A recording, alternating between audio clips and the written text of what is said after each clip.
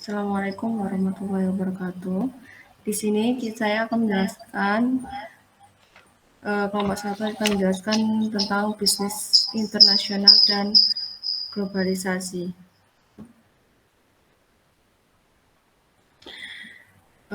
Saya Farida Rahman dengan rekan saya yaitu Marcelo DiCaprio.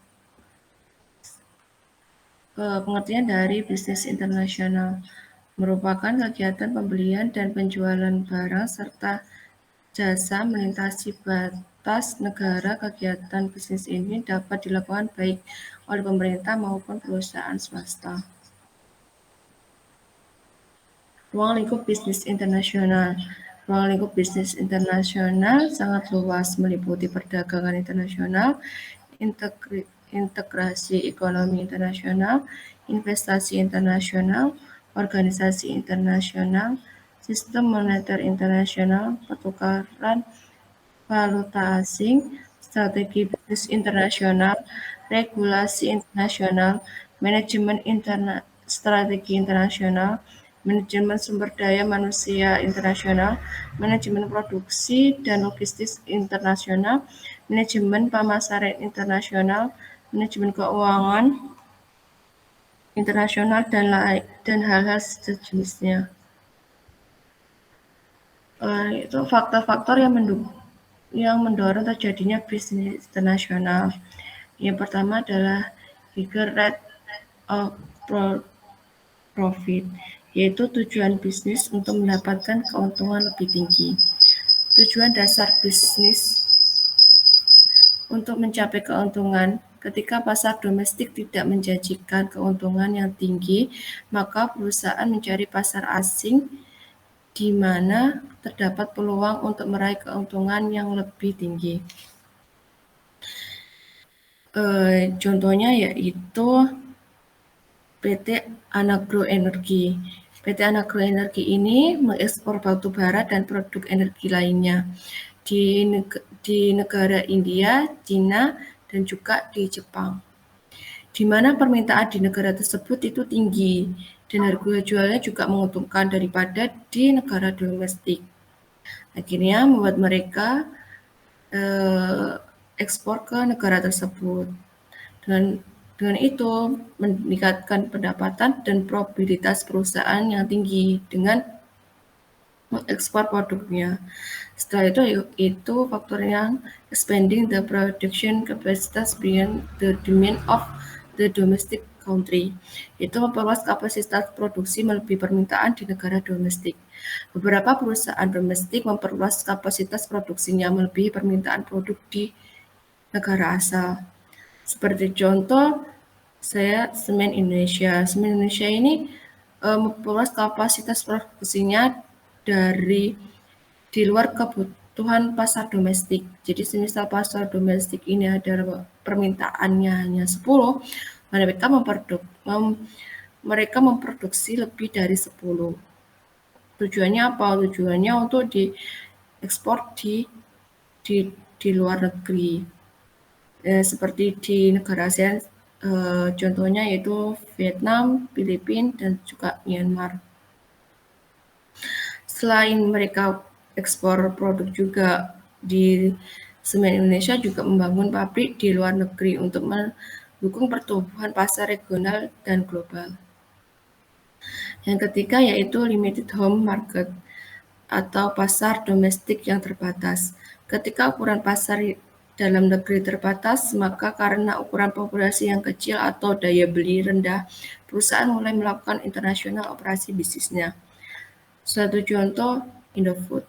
Indofood ini adalah produsen mie instan dan makanan ringan yang terkenal di Indonesia.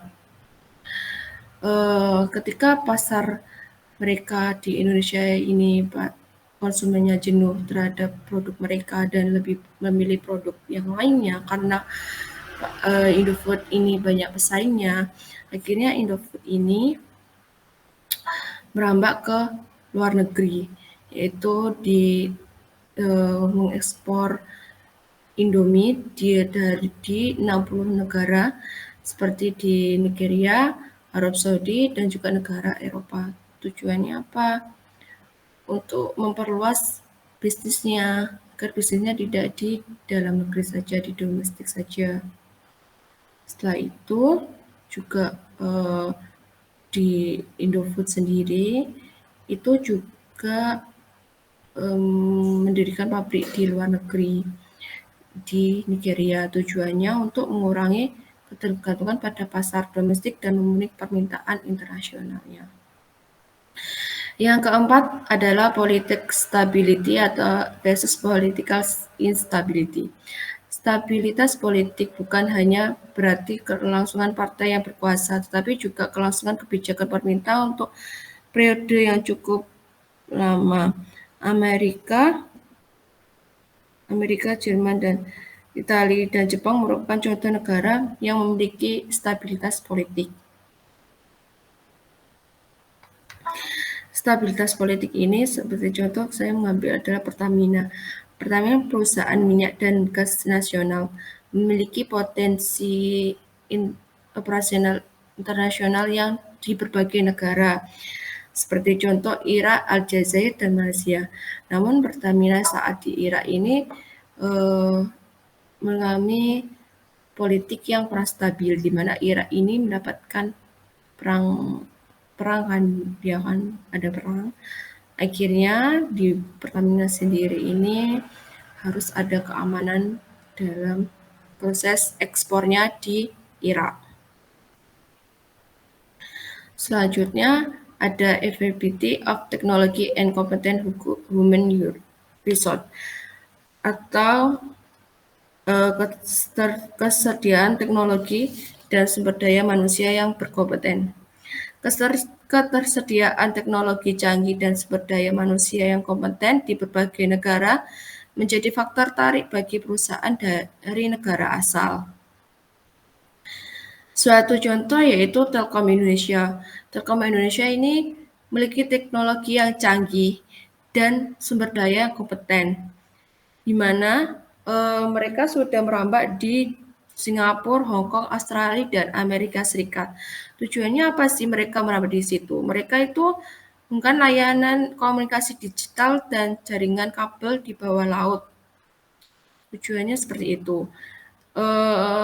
Namun mereka sebelum meraja itu mereka memiliki teknologi yang memadai dan SDM yang bisa menggunakan teknologi tersebut agar teknologi itu dipastikan bahwa layanan berkualitas tinggi dan pasar global. Jadi layanan kualitas tinggi ini di komunikasi digital dan jaringan kabel di bawah laut ini memiliki layanan kualitas tinggi dan tidak ada gangguan. Tujuannya seperti itu di pasar global. Selanjutnya, high cost of transportation atau biaya transportasi tinggi. Awalnya perusahaan memasuki negara asing untuk operasi pemasaran, tapi perusahaan di negara asal biasanya menikmati margin keuntungan yang lebih tinggi dibandingkan dengan perusahaan di negara tujuan bisnisnya karena biaya transportasi produk. Seperti contoh Krakatau Steel. Krakatau Steel ini memproduksi baja dan juga logam. Ini menghadapi transportasi tinggi karena barangnya, produknya itu berat dan memerlukan logistik yang khusus. Akhirnya, Krakatau Steel ini mendirikan atau bekerja sama dengan mitra internasional untuk mendirikan sebuah pabrik di negara ASEAN, seperti di Malaysia. Tujuannya apa? Untuk mengurangi biaya pengiriman dan memastikan ketersediaan produk di pasar itu memenuhi. Karena nantinya ini produknya akan diekspor di Italia, Portugal, Jerman, Turki, Spanyol, Pakistan, Malaysia, dan juga Australia. Yang ketujuh yaitu Novature Materials atau dekat dengan bahan baku. Sumber daya bahan baku berkualitas tinggi dan ketersediaan dalam jumlah besar adalah faktor utama yang menarik perusahaan dari berbagai negara asing. Contohnya yaitu PT Aneka Tambak. Ini adalah Atam. Atam ini memanfaatkan kedekatan dengan nikel bauxit dan emas. Tujuannya apa? Untuk menjalankan operasinya agar produknya itu tidak mahal karena jauh dari material atau bahan bakunya. Perusahaan ini mengekspor, mengelola bahan mentah yang akhirnya nanti diekspor di negara seperti Jepang, Cina, dan juga Eropa.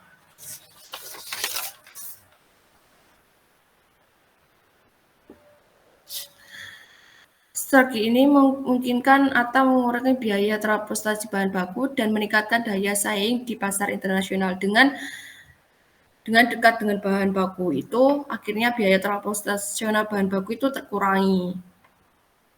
Yang ke-8 yaitu liberalization dan globalization.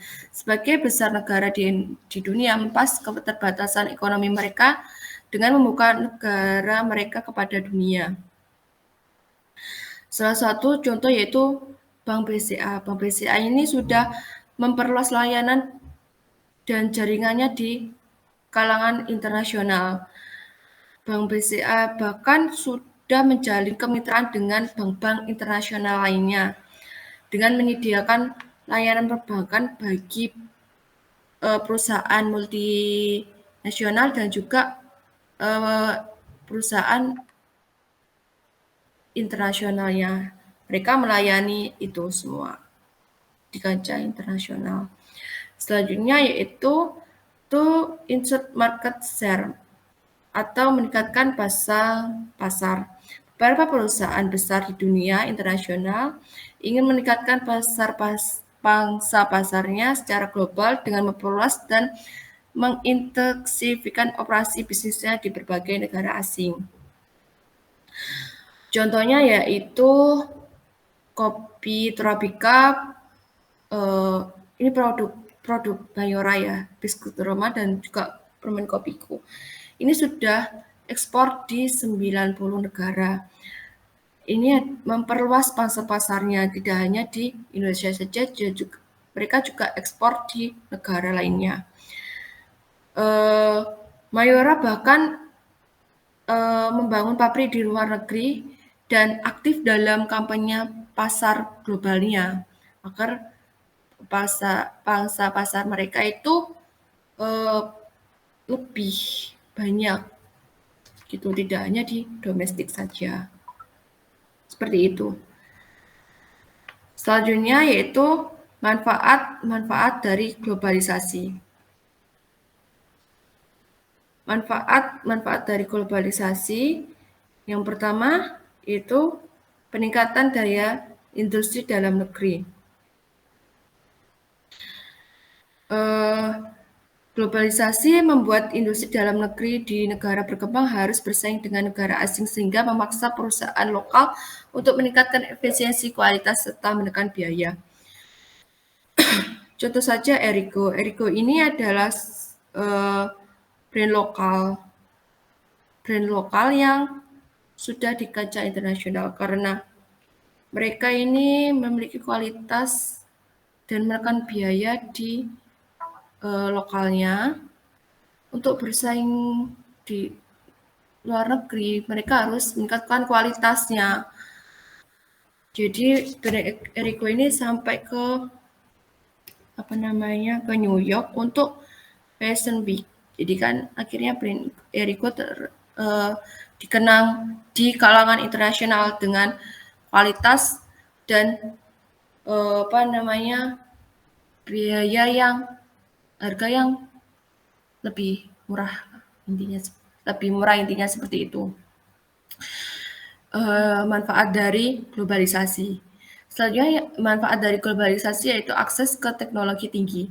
Bagi negara berkembang seperti Indonesia, globalisasi memberikan akses ke teknologi baru di mana perusahaan-perusahaan Indonesia dapat memperoleh teknologi canggih melalui pembelian langsung atau melalui kemitraan dan perjanjian lainnya. Seperti contoh Grab. Dulu itu untuk kita pesan ojek, kita harus ke pangkalan terlebih dahulu. Tapi sekarang tidak, adanya Grab, kita lebih efisiensi waktu. dengan hanya kita mengetik lokasi titik kita, setelah itu tujuannya di mana, Grab akan mengetahui driver yang dekat dengan kita. Seperti itu. Jadi lebih murah, lebih mudah dan lebih efisiensi waktu terhadap waktu. Jadi kita tidak kesusahan dengan adanya teknologi saat ini. Setelah itu yaitu akses di investasi asing. Globalisasi telah memberikan modal asing yang sangat dibutuhkan ke negara-negara berkembang. Contohnya IKEA. IKEA adalah produk IKEA ini adalah produk Swedia yang yang tokonya itu buka di Indonesia. Akhirnya banyak toko yang IKEA akhirnya membutuhkan lapangan kerja. Ini termasuk investasi sih ya, karena membuka lapangan kerja, meningkatkan lapangan kerja di Indonesia dan juga memperkenalkan desain interior yang cocok atau yang tren saat ini. Selanjutnya yaitu pengurangan biaya produksi. Dalam lingkungan global, perusahaan dapat memperoleh sumber daya bahan baku dan tenaga kerja dengan lebih murah. Saat ini tuh banyak sekali pabrik dari pihak asing di Indonesia karena di Indonesia sendiri ini biaya tenaga kerjanya itu lebih rendah, lebih murah daripada lainnya. Misalnya Adidas ini Adidas ini pabriknya ada di Indonesia, ya kan? Ini diproduksi di Indonesia, yang akhirnya nanti diekspor di pasar global. Mengapa di Indonesia? Karena seperti halnya tadi, biaya tenaga kerja itu lebih murah. Ini bisa mengurangi biaya produksi juga. Karena bahan bakunya juga lebih dekat juga. Yang selanjutnya itu pertumbuhan dan ekspansi. Ketika pasar domestik tidak cukup besar untuk menyerap seluruh produksi, perusahaan dalam negeri dapat berkembang dan tumbuh dengan memasuki pasar asing.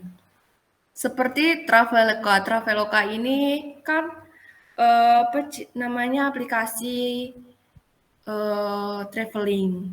Mereka ini di domestik di Indonesia sendiri ini banyak pesaing, yang kan tidak bisa menyerap seluruh produksi dari mereka di domestik. Akhirnya perusahaan ini kalau ingin berkembang harus ke pasar asing. Akhirnya Traveloka ini berada di Malaysia dan Thailand juga untuk memperluas pasar mereka, tidak hanya di Indonesia saja. Seperti itu. Yang selanjutnya adalah volume perdagangan yang lebih tinggi. Berkat globalisasi, setiap negara dapat mengkhususkan diri dalam produksi barang dan jasa yang memiliki keunggulan kooperatif. Suatu contoh yaitu Indonesia ekspor batik di seluruh dunia, terutama di negara-negara seperti Jepang, Amerika Serikat, sehingga volume perdagangan terus naik. Batik ini kan masuk ciri khas di Indonesia, ya kan? Akhirnya berkat globalisasi ini, di Indonesia produk unggulan ini bisa diekspor di berbagai negara. Tuh, jadi mengenalkan batik di berbagai negara. Seperti itu. Tujuannya kan selain mendapatkan profit kan batik juga terkenal di negara-negara bawah itu produksi di Indonesia. Selanjutnya kesejahteraan konsumen. Barang dan jasa yang memiliki kualitas baik dan harga murah akan menjadi lebih mudah diakses oleh konsumen di seluruh dunia. Jadi seperti Samsung. Samsung ini eh, sudah termasuk produk yang banyak digemari. Bahkan produk ini sudah lama sudah produk HP ini Samsung ini sudah lama di Indonesia, ya kan? Dengan memiliki kualitas baik dan juga harga yang murah, bisa akhirnya produk ini eh, memiliki harga yang terjangkau ini bisa ekspor maupun impor. Pangsa pasarnya itu lebih banyak. Gitu, seperti itu. Selanjutnya yaitu kerjasama dan perdamaian dunia. Globalisasi juga menawarkan beberapa manfaat yang membantu dalam profesionalisasi manajemen.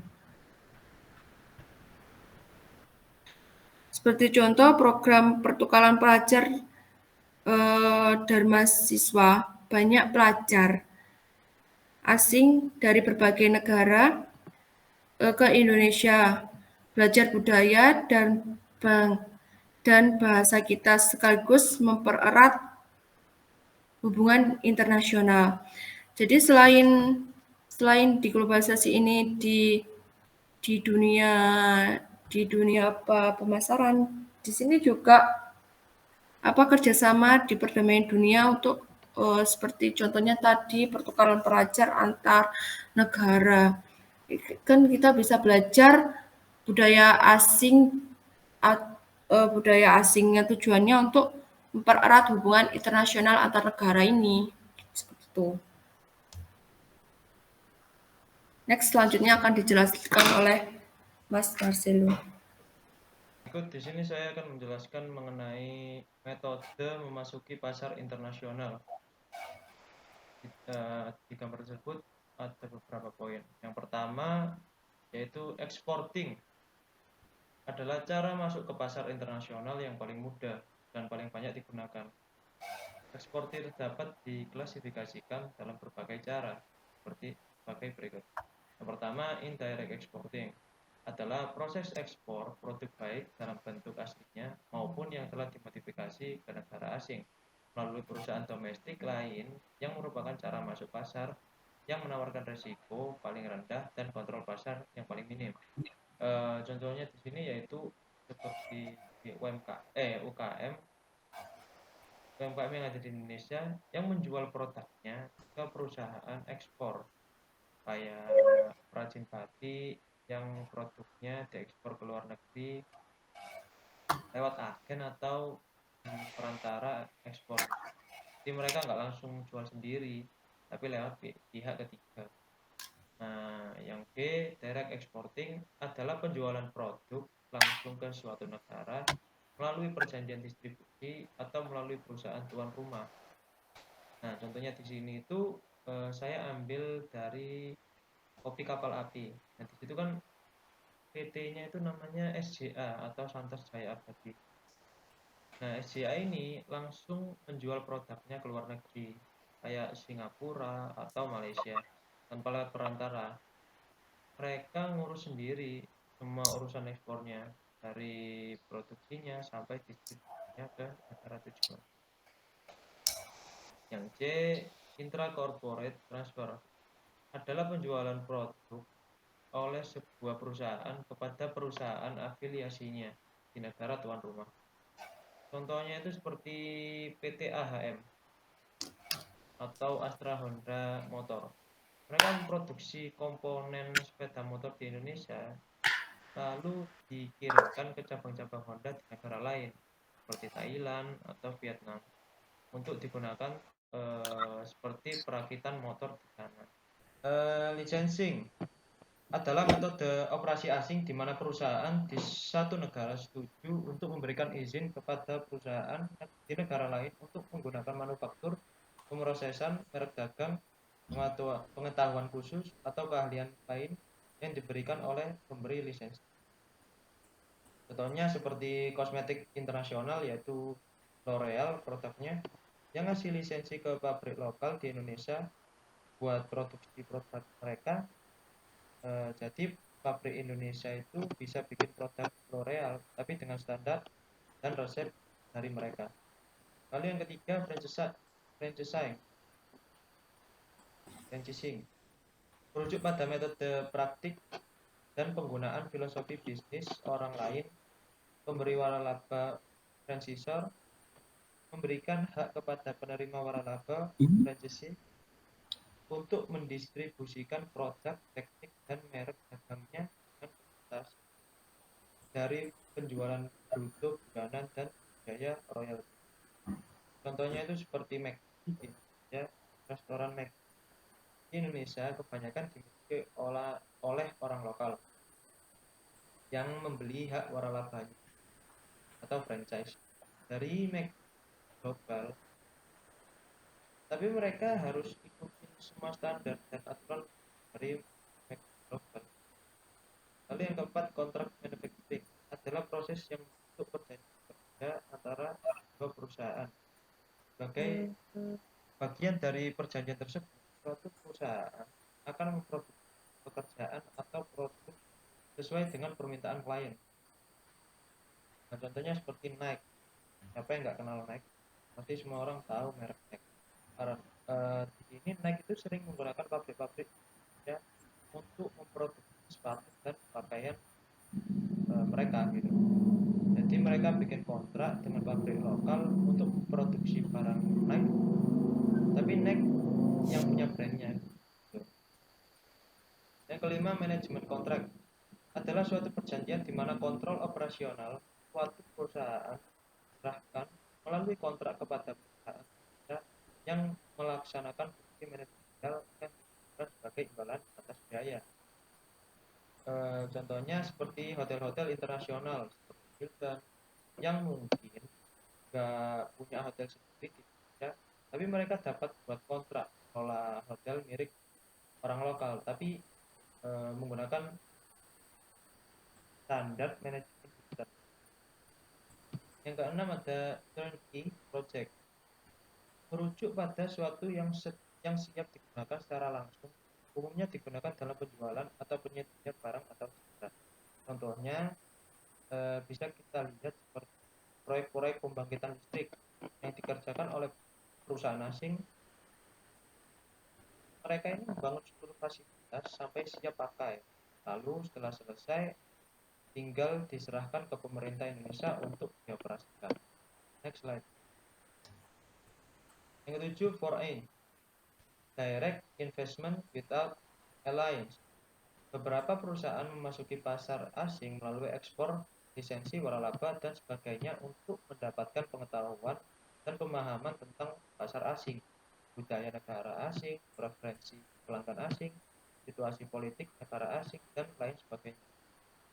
Contohnya seperti merek Tesla yang berinvestasi di sektor tambang nikel di Indonesia buat kebutuhan baterai kendaraan mereka, kendaraan listrik gitu, tanpa kerjasama khusus dengan perusahaan lokal. Lalu yang ke-8, foreign direct investment with strategic alliance. Inovasi, kreasi, produktivitas, pertumbuhan, ekspansi, dan diverifikasi dalam beberapa tahun terakhir yang sebagian besar dicapai melalui aliansi strategis yang diadopsi oleh berbagai perusahaan. Aliansi strategis adalah pendekatan kerjasama untuk mencapai tujuan yang lebih besar. Contohnya seperti Toyota bekerja sama dengan Astra Internasional di Indonesia. Mereka itu mengembangkan bisnis otomotif. Toyota punya investasi langsung ya, tapi mereka juga bermitra dengan perusahaan lokal. Lalu yang ke-9, mergers and acquisition. Merger dan akuisisi internasional berkembang setiap hari. Merger dan akuisisi ini merujuk pada proses penggabungan dan akuisisi yang terjadi di luar batas-batas suatu negara tertentu. Contoh, di Indonesia ini perusahaan asing membeli saham mayoritas di perusahaan bir Indonesia untuk memperluas pasar minuman mereka. Lalu yang ke-10 yang terakhir, joint venture.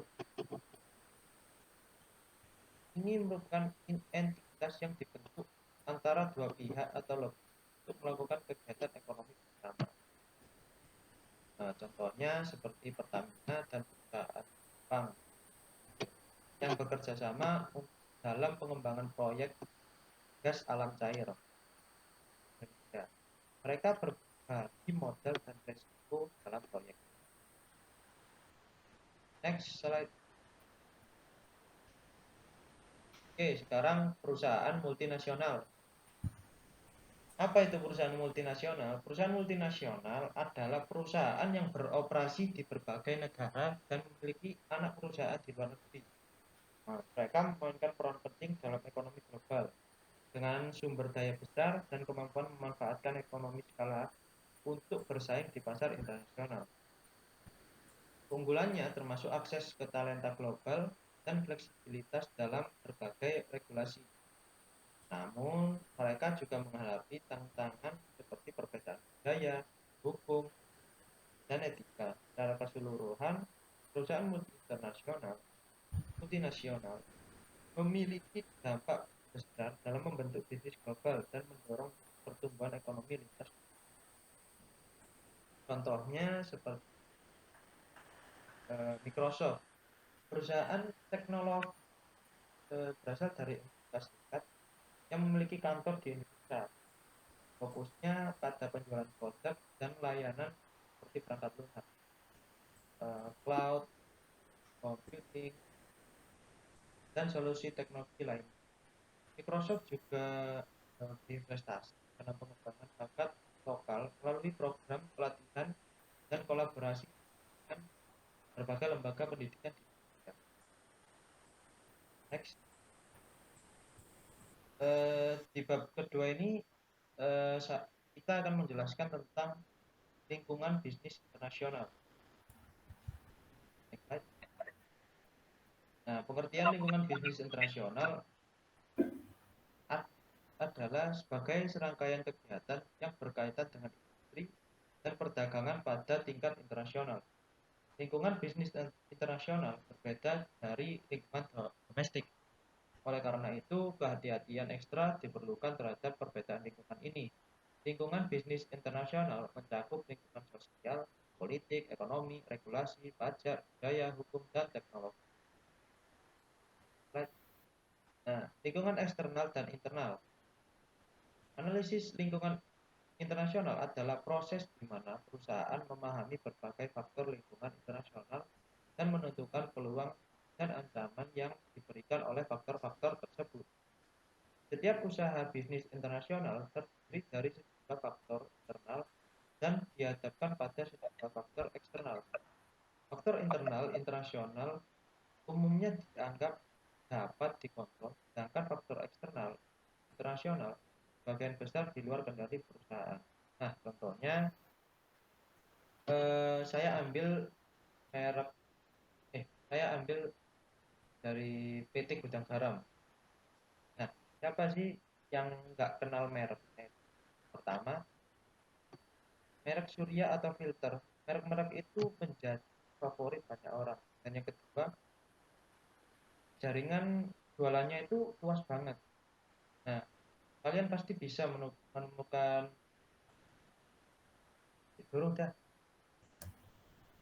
kalian pasti bisa menemukan rokok Gudang Garam di mana saja gitu. Bahkan di desa-desa terpencil sekalipun. Karena mereka itu jaringan penjualannya itu sangat luas. Lalu yang faktor internal yang terakhir itu PT Gudang Garam itu selalu bikin produk baru. Nah, Gudang Garam ini nggak pernah kehabisan ide untuk bikin rasa-rasa baru yang lagi hit. Jadi konsumen itu nggak bosen lah kayak. Lalu dari faktor eksternal, nah banyak sekali perusahaan rokok-rokok itu ribetnya itu dari aturan pemerintah. Karena pemerintah itu sering banget ngubah-ngubah aturan soal rokok. misalnya soal harga cukai atau larangan iklan. Nah, ini bikin gudang garam itu harus sering-sering ngikuti aturan baru. Lalu, lalu harga tembakau naik turun. Tembakau dan bahan baku utama buat bikin rokok, kalau harga tembakau naik, ya otomatis biaya produksi rokok juga ikut naik. Next slide. Nah, ini merupakan lingkungan bisnis ya. Nah, yang kiri itu ada internal micro environment atau lingkungan bisnis, lingkungan mikro internal. Yang pertama, saya ini tuh langsung ambil contoh aja dari PT Indofood Success Factor. Nah, PT tersebut itu memproduksi makanan dan minuman. Nah, di lingkungan mikronya, suppliernya itu petani dan produsen bahan baku makanan, kayak tepung atau minyak. Lalu di kompetitor atau pesaing, itu ada Nestle, Wings Food, mereka juga main di makanan. Itu pesaing. Lalu di marketing, intermediaries atau perantara pemasaran, distributor, agen, warung, dan minimarket yang jual produk. Lalu di eksternal macro environment, di PT Indofood ini itu ada demografis yang dimana pertumbuhan penduduk bikin kebutuhan makanan naik dan selera orang juga berubah. Misalnya sekarang banyak orang yang suka makanan sehat. Nah, lalu yang kedua itu ada ekonomi. Harga bahan baku bisa naik turun dan berpengaruh sama daya beli konsumen. Ketiga, natural atau alam lah. Nah, ini ketersediaan bahan baku dari petani seperti gandum dan kelapa sawit. Lalu teknikal ini PT Indofood ini nggak ada karena langsung pada hukum politik. Ada aturan dari pemerintah soal keamanan pangan yang harus dipatuhi. Lalu cultural force atau budaya gitu, pengaruh budaya. Nah, makanan Indonesia yang beragam bikin Indofood bisa terus berinovasi dengan produk-produk baru sesuai selera orang lokal.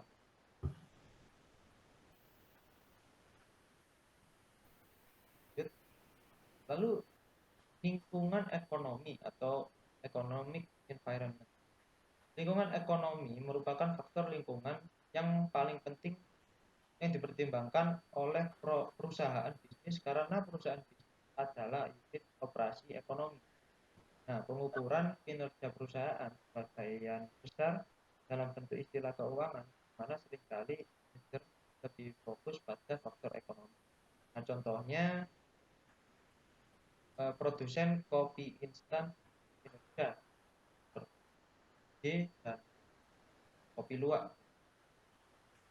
Nah, yang pertama itu kondisi umum sistem ekonomi. Nah, ini dibagi menjadi tiga. Yang pertama sistem ekonomi. Kopi instan ini beroperasi sistem ekonomi campuran. Jadi ada aturan pemerintah, tapi perusahaan bebas berinovasi. Lalu yang kedua kebijakan fiskal. Pajak perusahaan dan bea impor bahan baku kopi biasa. Kopi bisa mempengaruhi biaya produksi. Lalu yang ketiga pendapatan nasional. Kalau pendapatan masyarakat naik, daya beli mereka untuk produk kopi instan juga meningkat. Lalu yang kedua faktor-faktor produksi ini menjadi banyak ya. Ada sumber daya alam. Nah, coba di next slide. Nah, ini.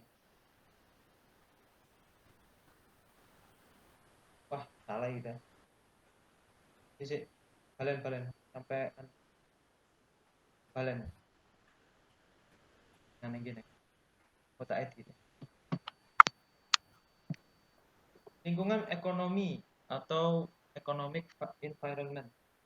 Lingkungan ekonomi merupakan faktor lingkungan yang paling penting yang dipertimbangkan oleh perusahaan bisnis, karena perusahaan bisnis adalah unit operasi ekonomi. Pengukuran kinerja perusahaan sebagian besar dalam bentuk istilah keuangan, mana seringkali manajer lebih fokus pada faktor ekonomi. Slide. Nah, ini ada ekonomi faktor atau faktor ekonomi. Nah, kiri itu ada general economic condition atau kondisi ekonomi umum.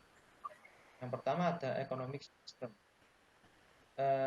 Pada kali ini saya mengambil sampel itu ada kopi instan, produsen kopi instan di Indonesia seperti kopi luwak atau Good. Yang kondisi ekonomi umum, yang pertama economic system atau sistem ekonomi. Kopi instan ini beroperasi sistem ekonomi campuran. Jadi ada aturan pemerintah, tapi perusahaan bebas berinovasi. Lalu yang kedua ada fiscal policy atau kebijakan fiskal. Pajak perusahaan dan bea impor bahan baku kopi bisa mempengaruhi biaya produksi. Lalu yang ketiga ada national income and its distribution atau pendapatan nasional lah. Nah, kalau di sini pendapatan masyarakat naik, daya beli mereka untuk produk kopi instan juga ikut meningkat. Lalu di bagian kanan factor of production atau faktor-faktor produksi. Yang pertama ada natural resource atau sumber daya alam. Kualitas biji kopi dari berbagai daerah ya, sangat menentukan rasa dan kualitas kopi instan. Nah, yang kedua ada infrastruktur facility atau fasilitas infrastruktur seperti jalan, pelabuhan, dan bidang yang baik penting untuk distribusi produk kopi ke seluruh Indonesia. Ketiga, raw material and supplies. Ini di sini itu bahan baku lah. Harga dan ketersediaan bahan baku seperti gas dan kemasan akan mempengaruhi daya produksi. Lalu yang keempat ada plant and equipment atau perkebunan dan peralatan. Perkebunan kopi dan peralatan yang bagus akan mempengaruhi hasil panen dan kualitas kopi. Lalu yang kelima ada atau fasilitas keuangan. Nah, akses modal penting untuk ekspansi. Baik buat investasi maupun operasional.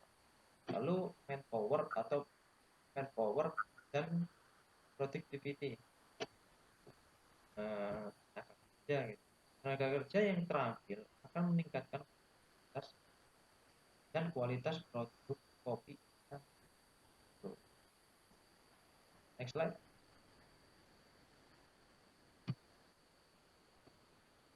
Nah, ini saat menganalisis lingkungan ekonomi, perusahaan yang masuk di sektor bisnis internasional tertentu dapat mempertimbangkan aspek. Yang pertama ada sistem ekonomi untuk memasuki sektor bisnis internasional. Nah, yang pertama itu contohnya itu seperti pemerintah itu membolehkan perusahaan asing berinvestasi di berbagai sektor seperti sektor pariwisata dan manufaktur. Lalu yang B, tahap pertumbuhan ekonomi dan laju pertumbuhan secara tujuan. Sebenarnya seperti industri e-commerce, seperti Tokopedia dan Bukalapak yang berkembang pesat. Lalu C, tingkat pendapatan nasional dan per kapita di negara tujuan. Ada perbedaan cukup besar antara pendapatannya seperti di Jakarta dan di daerah lain yang sebenarnya seperti itulah. Nah, yang D, kebijakan perpajakan baik langsung maupun tidak langsung secara tujuan. Kebijakan PPN berlaku di penggunaan barang seperti elektronik dan makanan. Nah, E, fasilitas infrastruktur yang tersedia dan kendalanya di secara tujuan. jalan tol Trans Jawa, tapi masih ada kendala beberapa daerah, misalnya internet, daerah percintaan yang besar. Lalu F, ketersediaan bahan baku dan komponen beserta biaya negara lain. Negara tujuan. Nah, Indonesia kaya bahan baku seperti kelapa sawit yang dipakai untuk produk-produk minyak goreng, tapi biayanya bisa fluktuatif tergantung musim dan ketersediaan. G atau G, sumber daya keuangan dan biaya di negara tujuan. Bank-bank di Indonesia kayak BRI dan Mandiri menawarkan berbagai opsi lah pendanaan untuk bisnis lokal, namun suku bunga pinjaman bisa cukup. Yang H, ketersediaan tenaga kerja manajerial, teknis, dan pekerja serta struktur gaji dan upah mereka di negara tujuan. Nah, gaji manajer di perusahaan besar swasta bisa mencapai puluhan juta. Sementara kayak pekerja teknis dan pabrik itu lebih rendah, sekitar 3 sampai 5 juta, bahkan bisa lebih rendah lagi. Slide.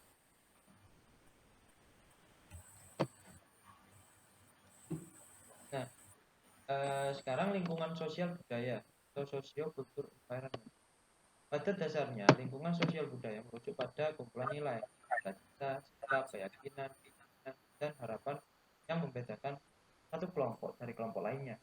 Perusahaan perlu menyadari berbagai faktor sosial dan budaya di negara tujuan dapat secara langsung mempengaruhi cara mereka mengelola operasional bisnis mereka, terutama terkait dengan sumber daya manusia dan pemasaran. Dalam proses bisnis perusahaan juga harus mempertimbangkan berbagai faktor sosial dan budaya di masyarakat. Contohnya, Gojek itu kan udah go internasional ya. Nah, ini digabungkan dengan Tokopedia. Gojek ini sukses di Indonesia, lalu mereka itu ekspansi ke luar negeri seperti Vietnam dengan nama Viet, dan Thailand Get. Nah, mereka ini nggak cuma copy paste model, tapi juga adaptasi budaya lokal.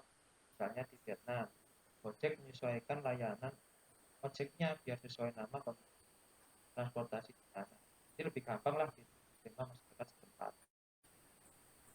Next. Nah, dalam menganalisis faktor sosial dan budaya, perusahaan perlu memperhatikan aspek-aspek. Pertama, pendekatan masyarakat terhadap secara umum di area tertentu. Nah, contohnya itu seperti Indofood di Filipina, nggak asal jualan.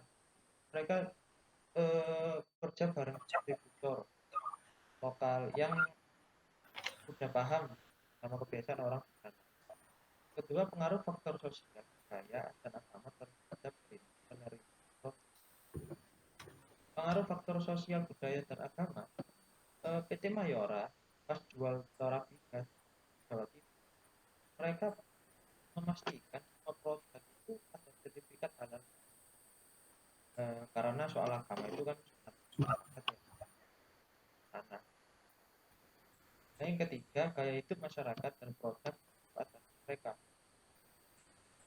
bisa seperti Calbee Farm Vietnam jual suplemen kesehatan karena orang-orang di sana sangat peduli sama kesehatan dan kebugaran. Keempat, tingkat penerimaan atau resistensi terhadap perubahan seperti Gojek tadi. Di Thailand itu pakai nama diet nggak langsung ngebut, tapi perlahan itu kenalin ojek online biar orang-orang nggak kaget dan terbiasa. Yang kelima, nilai-nilai yang terkait dengan suatu produk seperti nilai kepemilikan atau nilai fungsional dalam produk. Nah, itu kayak Iger waktu masuk ke Malaysia, mereka itu mainin tema petualangan dan alam bebas, cocok banget sama anak-anak muda yang doyan hiking dan aktivitas outdoor. Yang keenam, ada permintaan produk khusus untuk acara tertentu. Nah, Garuda Food, nah ini pas lagi di Bali, mereka jualan dairy di gedean. Karena orang India itu doyan ditambahan pas festival besar. Lalu 7 kecenderungan untuk konsumsi dan tabungan. Nah, Bank BRI di Malaysia fokus ke layanan kirim uang karena banyak pekerja migran Indonesia yang ingin kirim uang ke keluarga. Next slide.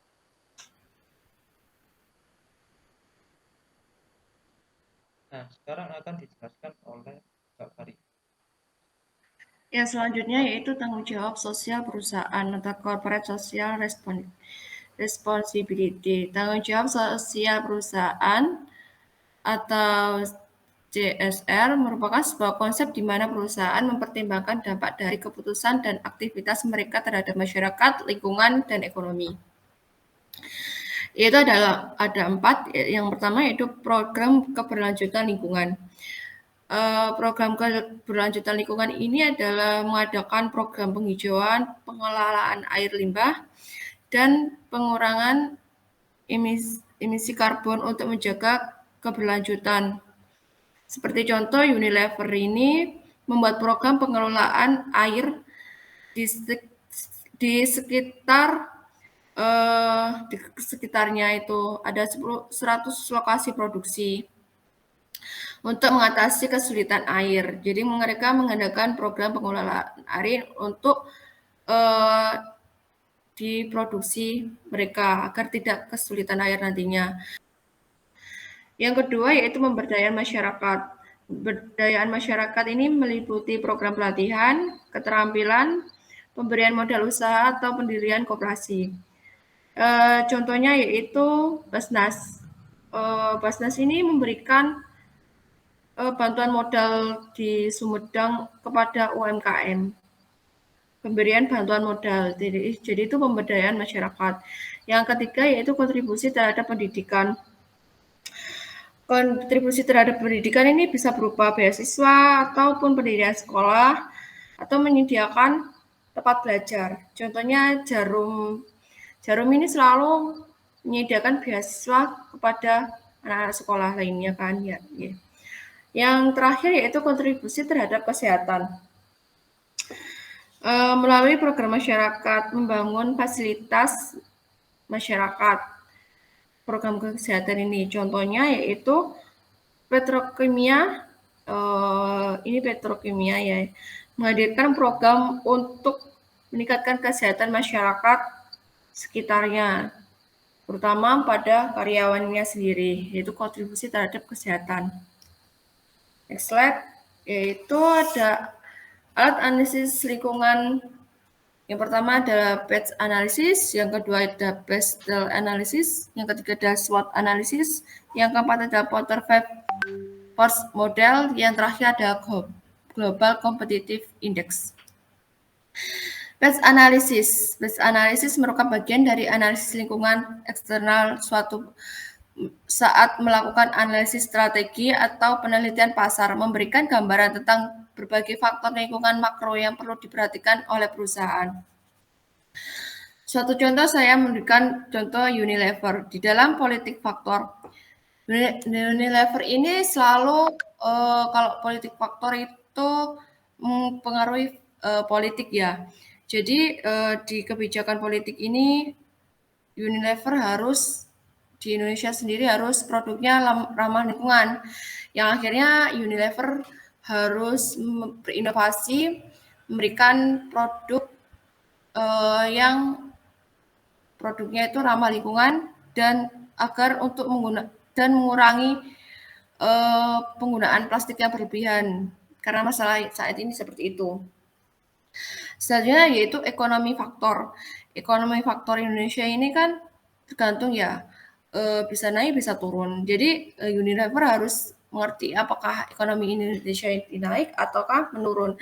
Kalau menurun kan kalau menaikkan akhirnya jumlah pembelian semakin banyak, tetapi kalau turun akhirnya jumlah pembelian semakin sedikit. Jadi ya Unilever bagaimana caranya untuk walaupun nantinya ekonomi menurun, bisa jadi produknya atau mungkin produknya bisa dikurangi, bahan bakunya bisa dikurangi untuk minimalisir resiko akan kerugian.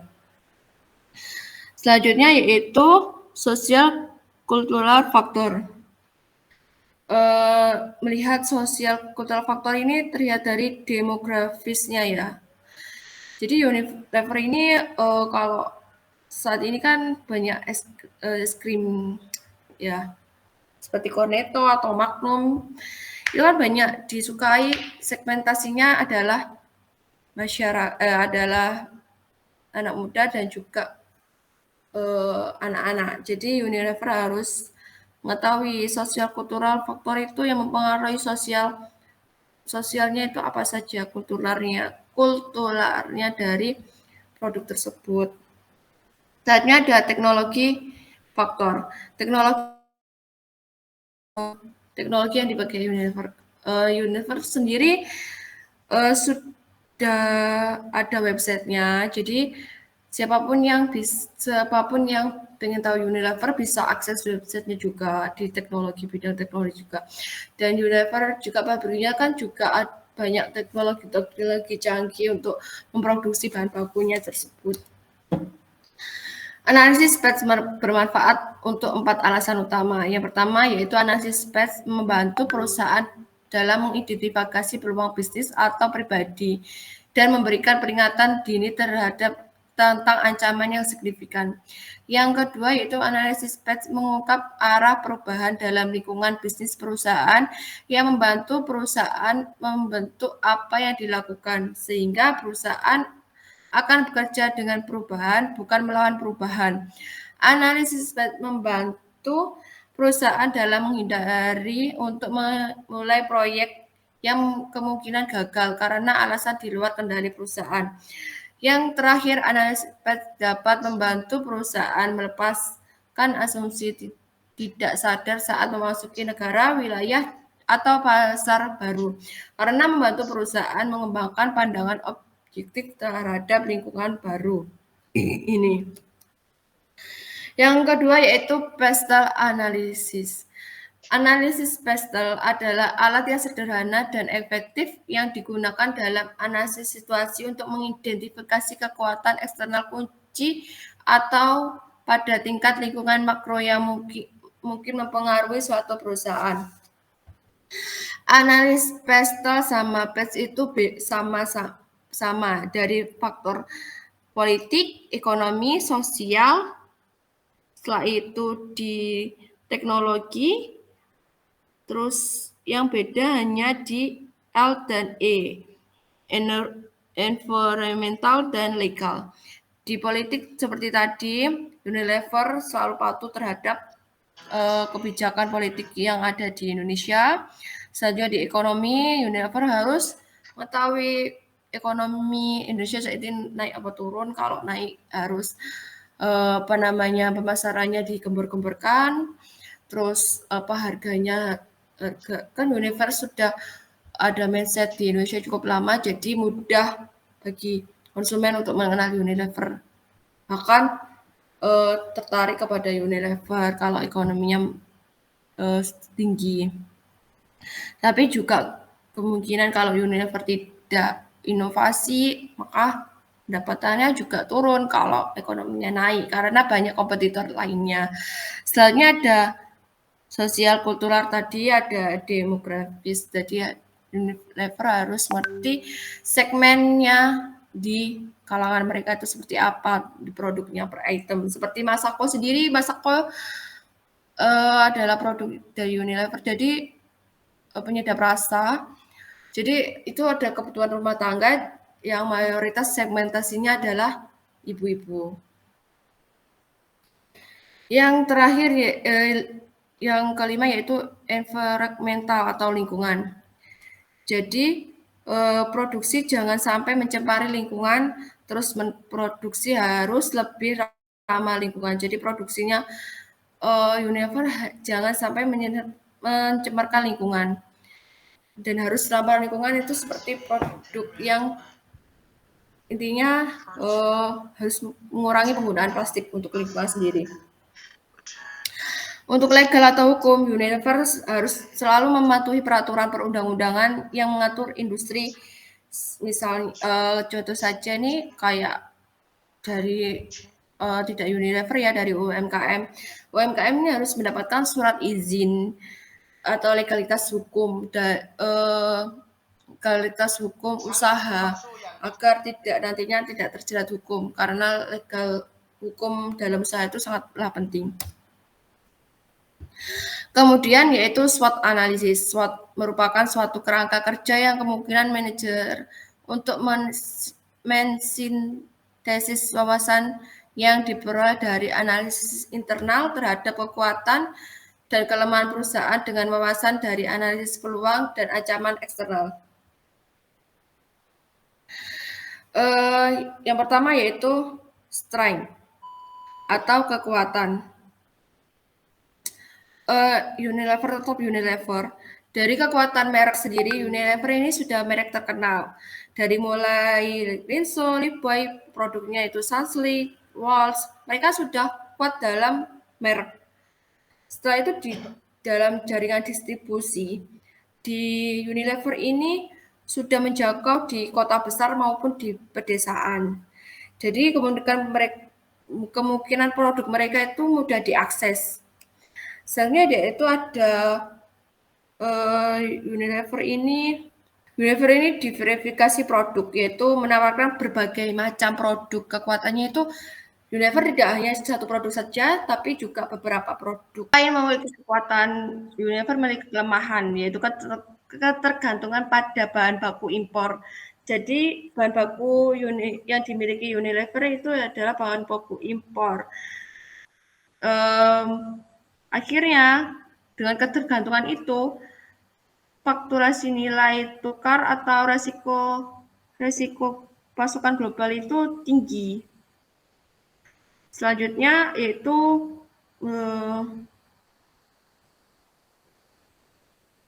biaya operasional yang tinggi. Dengan skala operasional yang besar, Unilever ini menghadapi tantangan dalam mengendalikan biaya, terutama distribusi dan pemasaran. Tentunya kan distribusi dari kota terus sampai desa ini membutuhkan biaya yang cukup besar. Yang selanjutnya yaitu tergantung pada merek-merek besar. Unilever ini lebih kuat di Liboy dan juga Dove, kuat banget. Nah, ketergantungan yang berlebihan ini membuat Unilever ini menjadi melemah jika konsumen berubah atau jika produk pesaing lebih kompetitif. Jadi konsumen ini beralih ke produk lainnya selain Liboy dan Dove atau sejenisnya seperti sabun lainnya itu mereka beralih ke situ. Akhirnya kelemahannya di situ karena Unilever ini dua produk ini sangat diunggulkan sekali. Selanjutnya ada opportunity atau peluang. Peluang Unilever ini sudah terjual ada di e-commerce marketplace yang memanfaatkan e-commerce yaitu Shopee, Tokopedia, dan Lazada.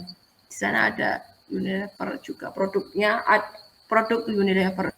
Kemudian produk Unilever ini dengan adanya kebijakan pemerintah yang ramah lingkungan, akhirnya Unilever memperluas portofolio produknya dengan meluncurkan lebih banyak produk yang bebas plastik dan ramah lingkungan untuk menarik konsumen yang peduli lingkungan. Itu peluang, jadi mereka menciptakan produk yang ramah lingkungan agar konsumen ini tertarik, atau enggak kemasan produknya tetap produknya itu tapi kemasannya lebih ramah lingkungan agar konsumen ini tertarik pada, soalnya sekarang ada banyak sekali produk yang ramah lingkungan. Selanjutnya yaitu ada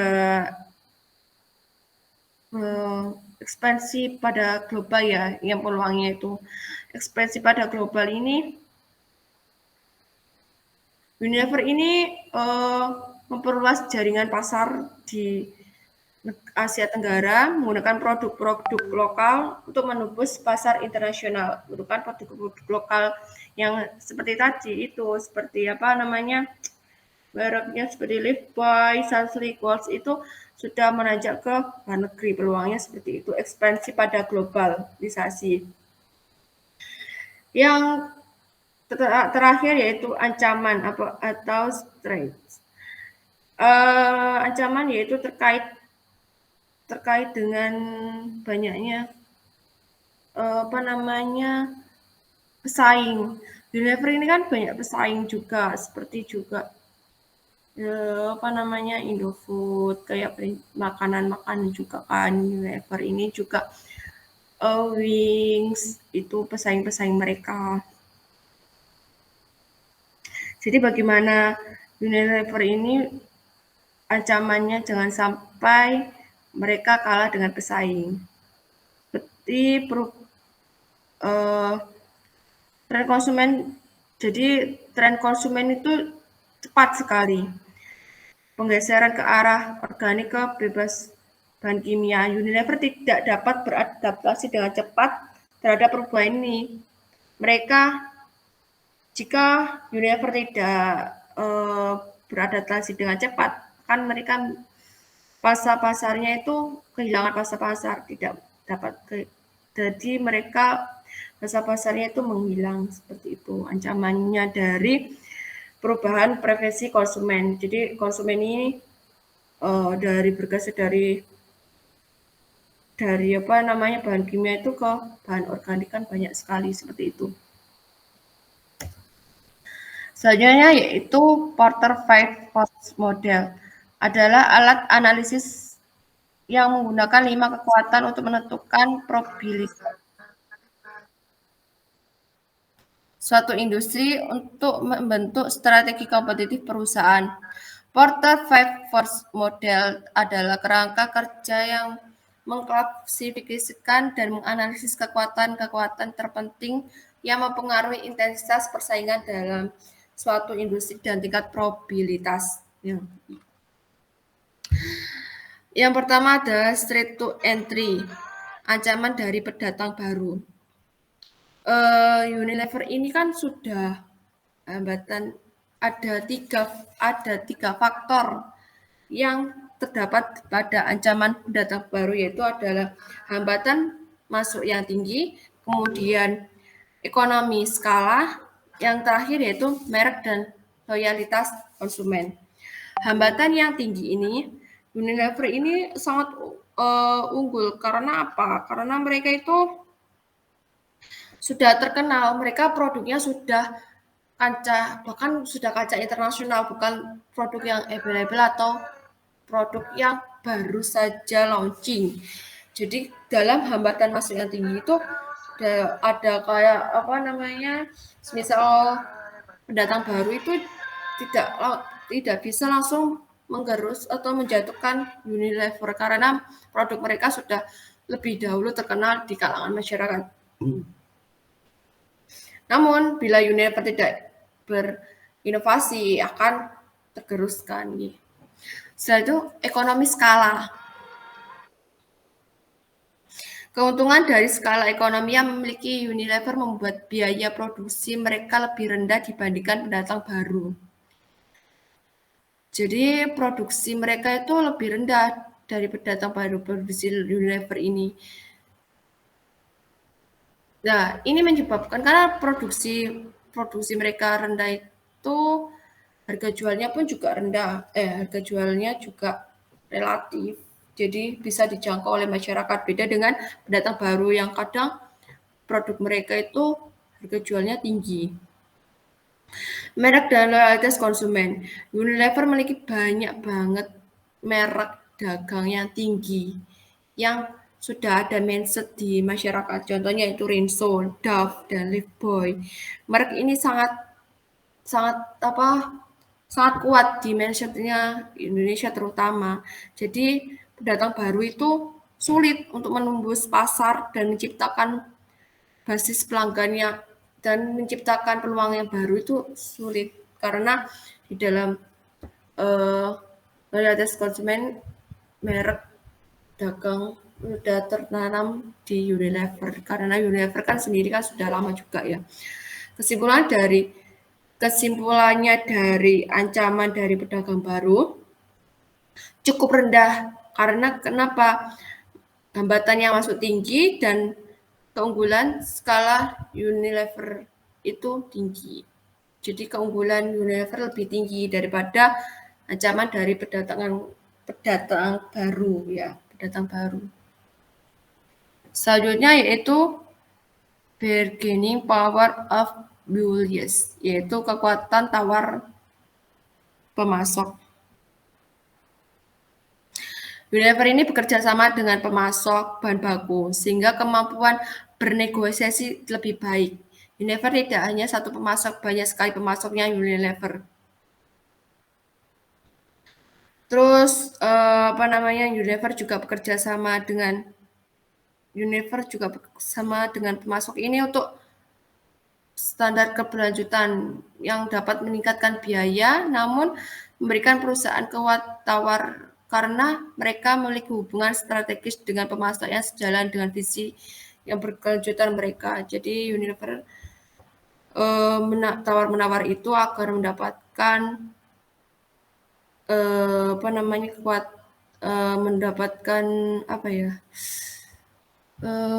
visi misinya tuh sejalan gitu loh sama pemasok itu. Yang terakhir yaitu Global Competitive Index. Global Competitive Index Forum Ekonomi Dunia secara tahunan melihat Global Competitive Index yang mengkaji dan mengukur banyak faktor yang menjadi dasar daya saing nasional. Tujuannya adalah memberikan wawasan dan merangsang diskusi di kalangan semua pemangku kepentingan mengenai strategis dan kebijakan terbaik untuk membantu negara-negara mengatasi hambatan dan daya saing. Yang pertama yaitu pilar 1 institution. Institution ini adalah lebih ke politik ya. Jadi Unilever ini harus memastikan kepatuhannya terhadap standar hukum, etika, dan lingkungan. Selanjutnya yaitu infrastruktur. Infrastruktur ini Unilever beroperasi di banyak lokasi dengan akses ke infrastruktur logistik yang sangat berkembang dan memungkinkan efisiensi dalam rantai pasok. Infrastrukturnya di Unilever sangat sudah memadai ya kan. Jadi mudah dalam rantai pasoknya. Yang ketiga yaitu makroekonomi environment adalah lingkungan makroekonomi.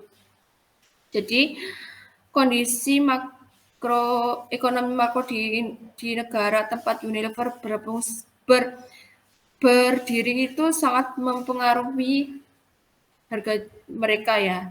Jadi misal stabilitas inflasi, suku bunga, dan nilai tukar itu menjadi faktor penting dalam lingkungan makroekonomi di Unilever.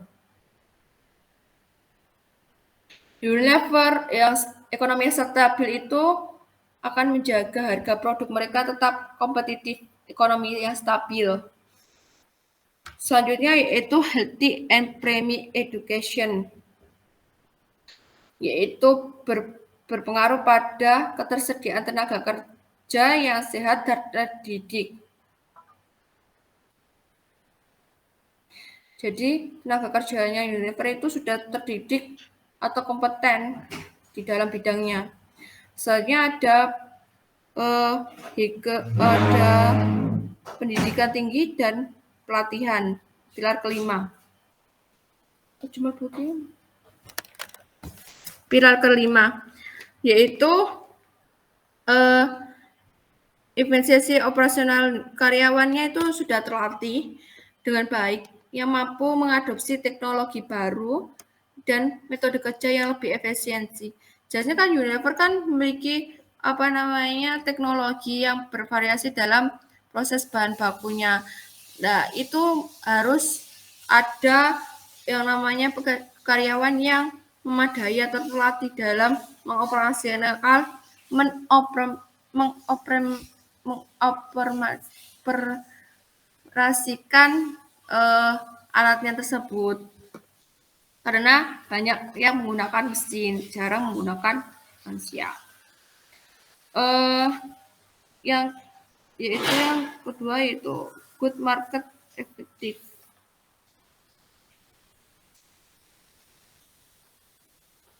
atau efisiensi pasar barang. Unilever bahan baku dengan harga kompetitif dan dalam mendistribusikan produk pasar yang efisiensi memastikan produk Unilever mencapai konsumen dengan biaya yang lebih rendah. Jadi biayanya itu di produk good market ini biayanya itu mencapai rendah dengan daya pesaing yang tinggi. Jadi banyak peminatnya nantinya akhirnya. Yang ketujuh yaitu labor market efisiensi, yaitu efisiensi pasar tenaga kerja. Unilever memanfaatkan pasar tenaga kerja yang fleksibel dan efisien di berbagai negara untuk mempertahankan produktivitas dan daya asing globalnya. Yang kedelapan yaitu financial market development, perkembangan pasar keuangan.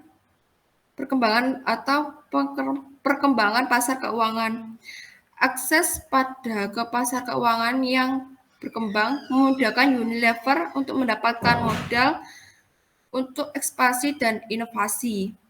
Pasar keuangan yang sehat memungkinkan perusahaan mengelola risiko dengan lebih baik dan memastikan biaya yang berkelanjutan. Jadi pasar keuangan yang sehat itu meminimalisir risiko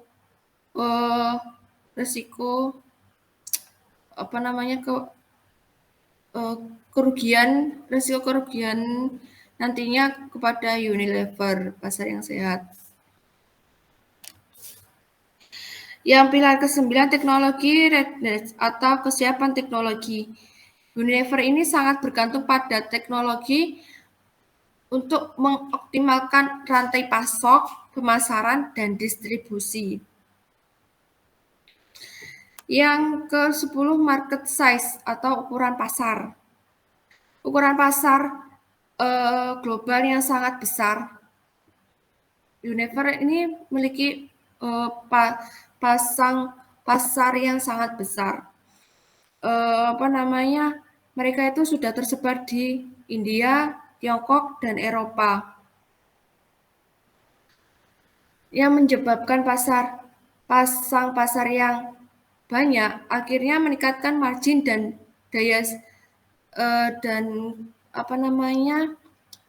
keuntungan itu lebih tinggi karena pasarnya itu banyak. Unilever kan sudah berdiri cukup besar, itu akhirnya menyebabkan pasarnya banyak. Yang ke-11 yaitu business composition. Unilever ini mampu sekali beradaptasi dengan cepat dengan tren pasar dan preferensi konsumen adalah kunci keberhasilan. Jadi tren pasar apa, Unilever ini sangat cepat beradaptasi, bahkan menginovasi produk-produk barunya. Seperti itu, karena tren pasar ini sangat mempengaruhi jual beli atau minat pembelian. Yang terakhir yaitu inovasi. Unilever terus berinvestasi dalam riset dan pengembangan untuk menghasilkan inovasi produk inovatif, inovasi dalam hal berkelanjutan, bahan-bahan ramah lingkungan, atau produk yang sesuai sehat dengan permintaan. Jadi saat ini kan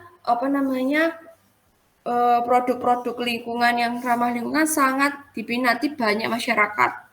Jadi Unilever harus berinovasi produk yang mampu ramah lingkungan dan minat pembeliannya itu cukup besar.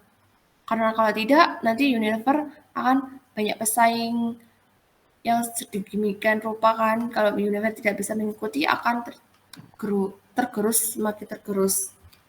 Merek dagangnya akan semakin hilang kalau tidak berinovasi. Yang terakhir itu seperti itu. Baik, penjelasan dari materi bab 2 ini cukup sekian dari bab 1 bab 2. Kalau ada salah katanya, kalau kurang penjelasannya, kami mohon maaf sebesar-besarnya. Saya akhiri presentasi kali ini. Wassalamualaikum warahmatullahi wabarakatuh.